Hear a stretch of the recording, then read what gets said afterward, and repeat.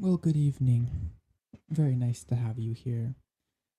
I have prepared some stories that I found on the r slash let's not meet subreddit and narrated them for your enjoyment. So, to all the folks watching, grab yourself a snack, sit back and relax, and hope that tonight will not be your last.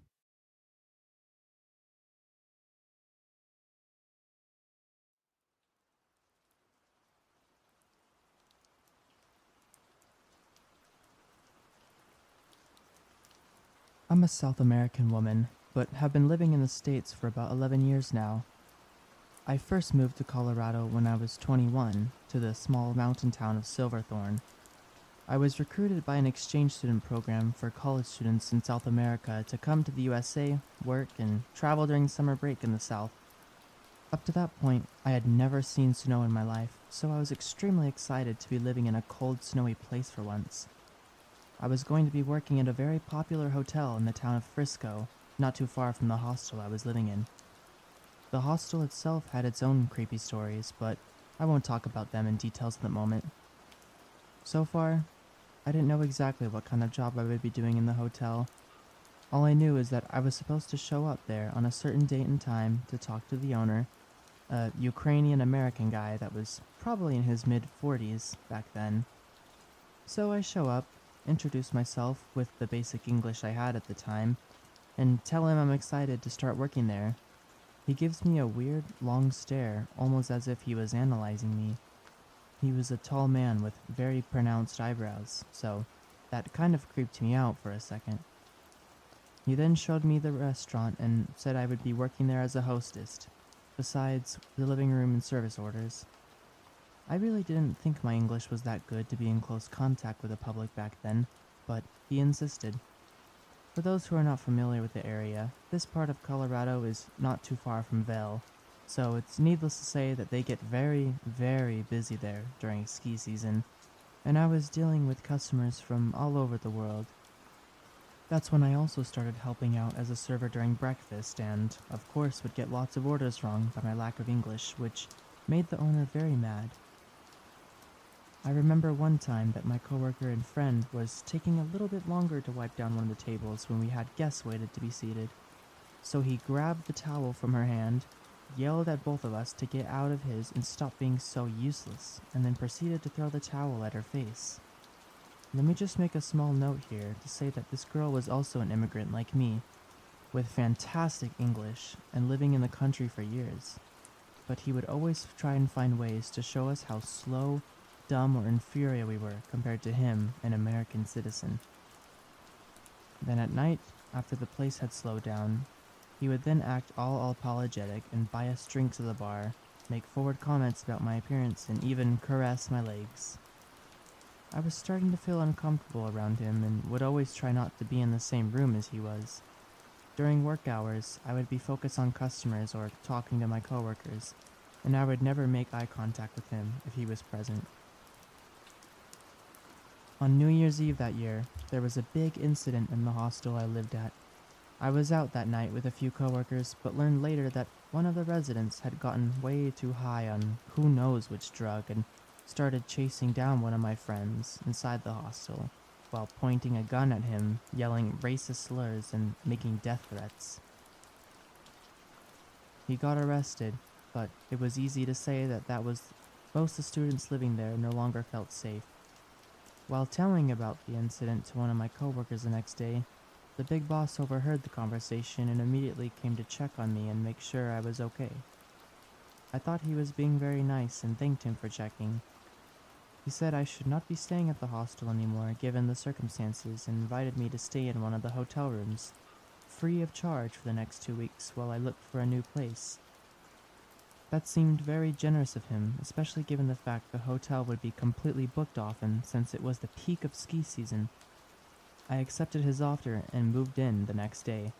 I was so overwhelmed with happiness for finally having some privacy and for getting some extra sleep before working my breakfast shift, since I was now literally living at work.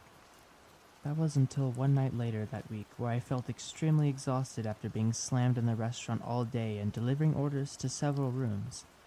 I was ready to get cozy in my hotel room and go to sleep.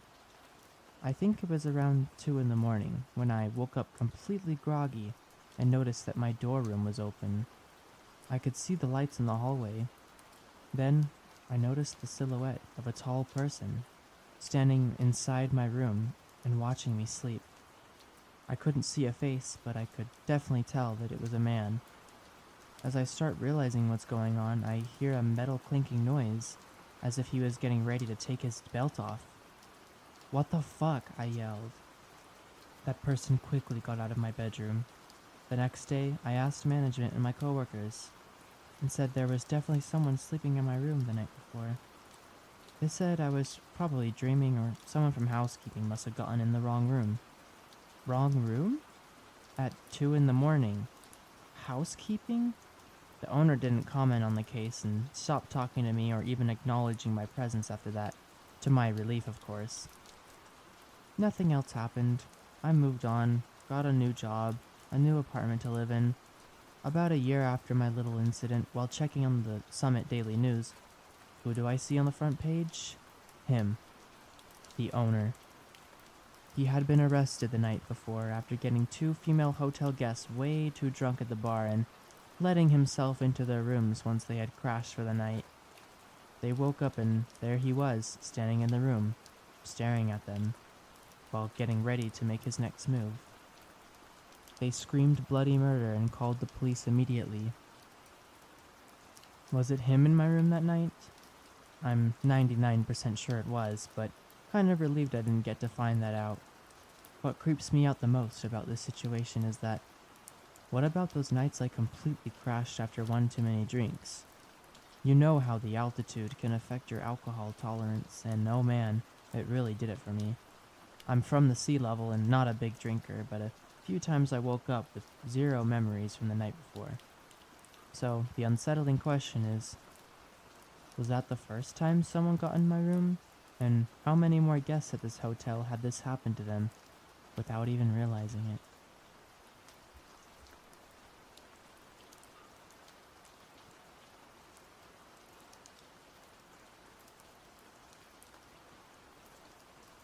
My phone started beeping one evening while helping my daughter clean her room.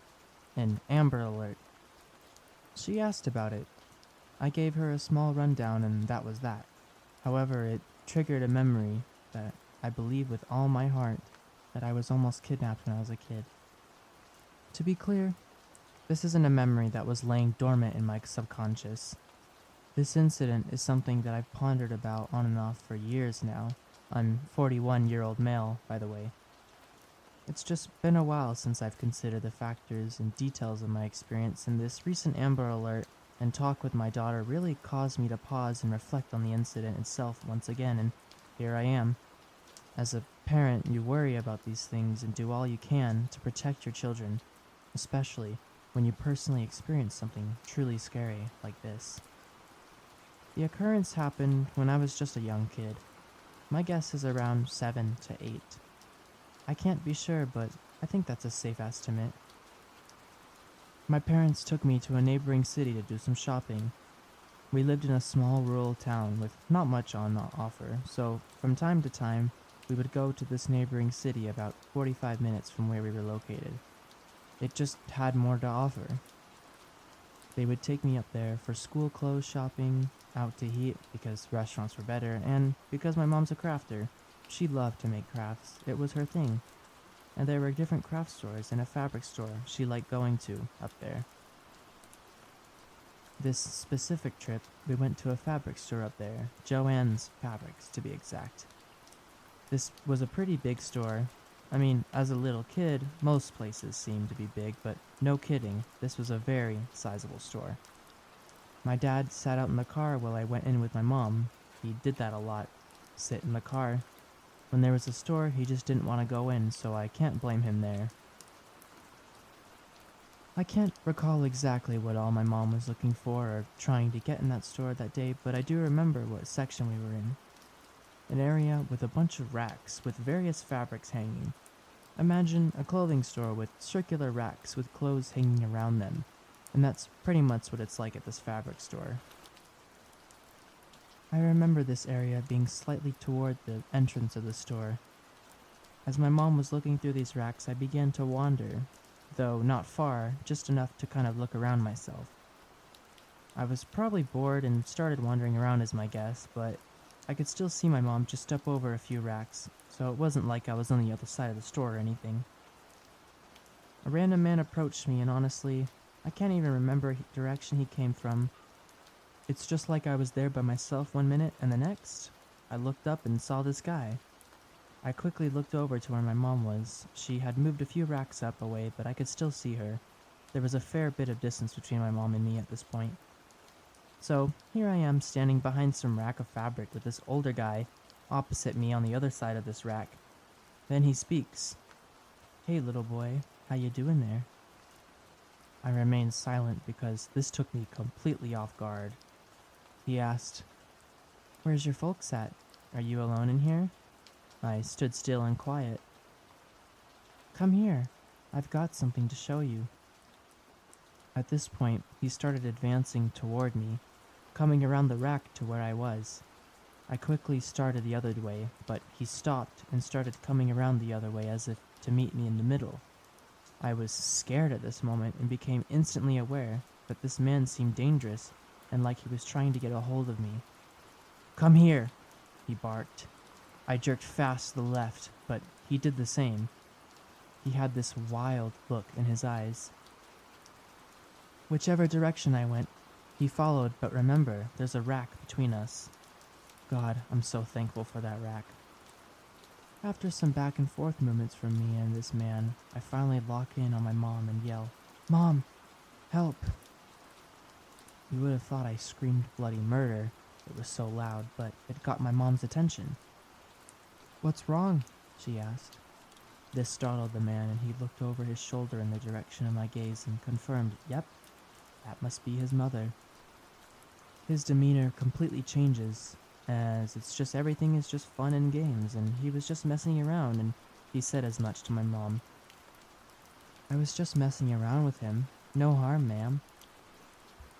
My mom came to where I was, and as we reconnected, the guy just tips his hat at my mom and makes his way out of the store. I explained to my mom what just happened, that this guy was trying to get me. I was so upset and shook up. She told me I did the right thing by yelling and getting her attention. It was terrifying for sure, and I'm thankful something crazy didn't happen.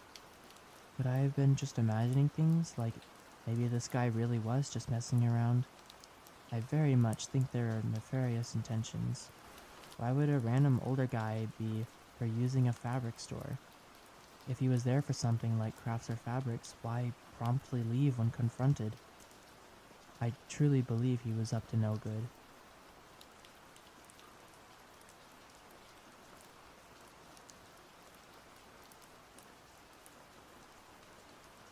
When I was 18 and freshly broken up with my way older boyfriend, I basically went crazy with dating guys. At the time, I also dressed very goth, and even going as far as to wear a real corset and trench coat, mostly just enjoying the attention. One particular afternoon, my friend slash roommate at the time decided to eat at a local Japanese restaurant. With both of us all dressed up, our waiter was a mediocre, skinny white guy who clearly was a little alternative, but it was hard to tell from the uniform. We joked about me leaving my phone number on the receipt or something, so I hyped myself up and did so. Late that night, he had sent me a text. We talked for a few days, never really having a right time to meet up as I worked 40 minutes away from where I lived. He mentioned the boots he wore meant a lot to him and some other odd things that just seemed like edgy jokes. One really late night coming home, I was texting and driving as any stupid 18-year-old does, and we decided to meet up. My stupid self invited him over to my apartment, where it was just me and the roommate who had been with me before. Our other two roommates were not home. At first it was fine because I was already drunk, so I would just let him rant about whatever he wanted. He went on about his life, going to jail, medical bills, his parents. Eventually, he asked me if I wanted to see his tattoos, and I said okay.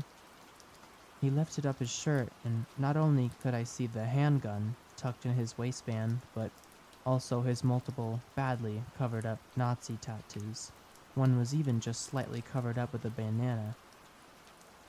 I don't know what it was, but I simply decided the best way to deal with this situation was to appease him, so I went along with it, casually. I don't remember every detail because it was over 2 years ago and I was drunk, but he ended up pulling his gun out and putting it to my head, asking if I was scared.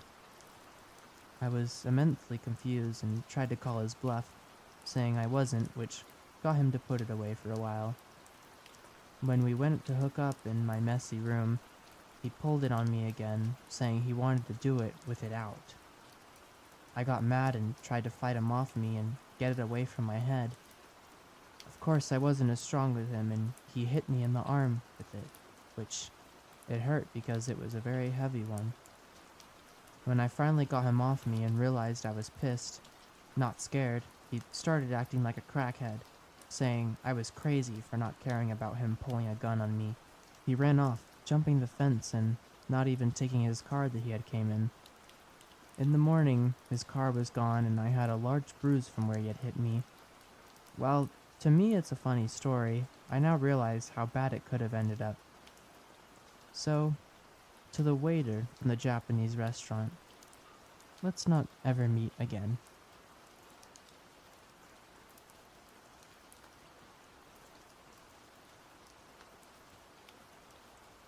It was a Friday night, and I had gone to bed early, as I had to work on Saturday morning.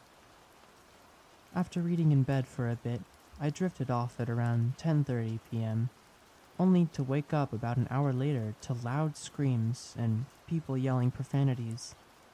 I thought my girlfriend was watching a movie with the volume way up, and I went out into the lounge room to ask her to turn it down a little.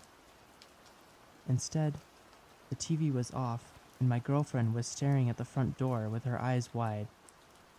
Our apartment is on the ground floor of the building, and so our front door opens directly out into the lobby of the building. The voices in question were coming directly from the lobby. I could not make out specifics, but there was a lot of swearing involved. My first thought was that it was some kind of domestic dispute, but after listening I realized it sounded like a group of men that sounded extremely aggressive. I looked at the WhatsApp group chat for my apartment building and, to my horror, saw a message from one of the people in it that there were armed men in the building and that we should not leave our flats. The country I live in is experiencing a marked uptick in crime, and I had heard stories of armed groups of men robbing entire apartment blocks, but that seemed fairly impossible to me. However, that was my first thought, that these men would kick down our door and rob us. One of my dogs started to growl at the commotion outside. I shushed him, and thankfully he obeyed. I heard a commotion in the apartment above me and went out to my patio to see what was happening. I heard what sounded like a large piece of furniture being knocked over, and women and children screaming in terror. At this point, I had no idea what was going on, but I knew that by now they would have robbed us already, if that is what they had planned to do. My girlfriend and I decided to hide in a small shed at the end of our patio, monitoring the group chat on our phones. Our bigger dog silently stood watch outside the door of the shed, his eyes locked on the sliding door at the end of the patio. I would find my smaller dog later, cowering behind the washing machine and the dryer. After 10 extremely tense minutes, I heard the screeching of tires signaling what I hoped were the perpetrators fleeing the scene. Eventually, someone in the group chat said the police had arrived, and breathing a huge sigh of relief, I came out of hiding and opened the front door. Alarmingly, on the floor of the lobby there were zip ties that had been cut, and the security guard was talking to one of the tenants. The man was bleeding from a large gash on his face and looked extremely shaken. Over the next few hours, the story would unfold. The man I saw with the gash on his face was the tenant in the upstairs apartment, the one that I had heard the commotion coming from. He was the owner of an important business and for whatever reason had a sizable sum of money in cash hidden in his apartment. Someone had obviously found out about it and planned out the robbery that woke me from my sleep on Friday night. A group of 8 men had followed him into the apartment building's garage and ambushed him as he got out of his car and, judging from the gash on his face, roughed him up a bit. Some of the group of 8 had gone to the lobby, surprised the security guard, and zip-tied him. The remainder of the group had gone up to the apartment, robbed it, and fled the scene. It is fairly chilling to think that armed men were mere meters from my front door.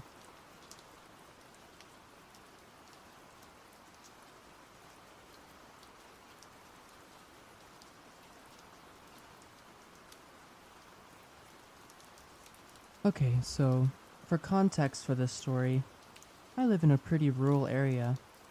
We live on the outskirts of our town, which already is small compared to other populations in California. We were about 15 minutes from the small town and 40 minutes from a main city. We live down a dirt road with some neighbors. Our house has no other fences attached to ours, and on 2 sides of the house is only fields and dirt roads. One side having a single house in the field. The other 2 sides have a couple neighbors down the other roads, and nobody really interacts out here except my dad talking to them sometimes. I was probably 12 when this happened. I had low self-esteem and I wanted to start exercising more. I had been enrolled in a charter school due to bullying, so I didn't really have many ways to exercise besides a treadmill. I wanted to start getting fresh air too, so my mom suggested that we live out here and it would be peaceful to take walks down the back dirt road. I agreed, even though I was stubborn about it half the time, but we began walking and usually would go to the mid to late afternoon when it would start cooling down outside but was still light. In case it got dark, we took our flashlight too. Being out here, it was notorious for stray dogs to sometimes make their way out here, and we would carry pepper spray and a mini bat just in case one got vicious. One day, me and my mom decided to go on a walk in the later afternoon, so me and my mom took off and started walking down the road. When you walk about a quarter mile down the road, you start to come across a little cross section. There's a road going left to the highway, a road going right down the neighbor's house, or the road going straight down to a utility road. Me and my mom discussed walking down the utility road to get a walk in since it went on for a while. When we started getting to Crossroad, this dog came out of literally nowhere.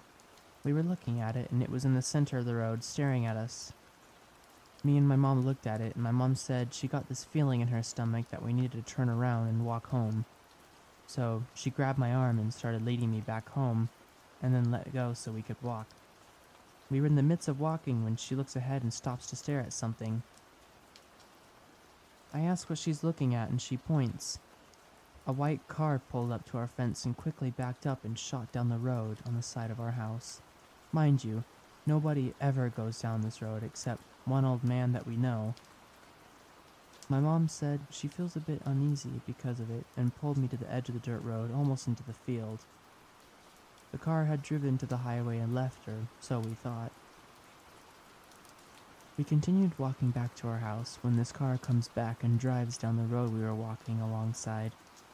I caught a glimpse and it was this smaller white car with black tinted windows that you couldn't see through. My mom instantly got a feeling of impending doom and pulled me into the field. Not too far, but far enough.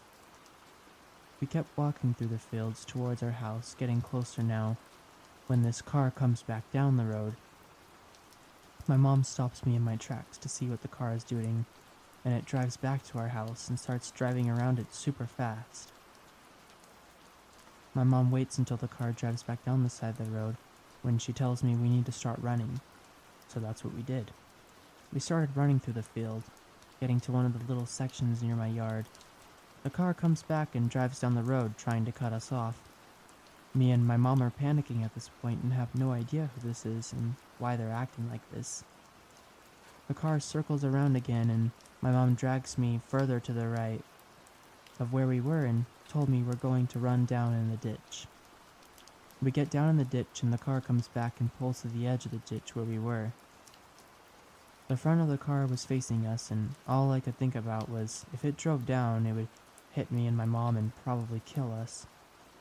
My mom quickly put her arm in front of me and stood dead still while I was literally horrified and dropped our flashlight and I think my water bottle.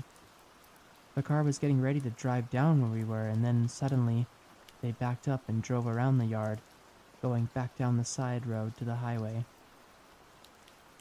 Me and my mom felt like our souls left, and she tells me to run, don't look back, and get to the front gate. I run up the ditch, feeling my heart pounding. I run around the yard and towards the front gate, flinging it open, and started running towards the front door. I did not hear my mom behind me. I was running to the door to open it, right when I looked over and saw the car coming back down the side road. I ran into the house trying to catch my breath. I saw the car driving down the road and didn't see my mom, so I started panicking. I ran towards the sliding glass door and suddenly my mom comes running towards it and flings it open, running in and locking it. She tells me to go lock the front door while I try to catch my breath and tell her I was scared because I had no idea where she was. She went to chug some water from the fridge and told me when I was running, she was trying to shut the front gate when she noticed the car coming back down the road. She said she knew she wouldn't have time to follow me to the door, so she ran behind my sister's car to stay out of view of the car, and when it drove back down the road, she took the opportunity to run to the back door since it was closer to my sister's car. It's crazy to think that if we hadn't seen that dog standing there in the road and decided to turn back, that we may have been run down. Fortunately, we haven't seen the car again and think it may have just been some crazy person or druggie who just so happened to come down our road that day.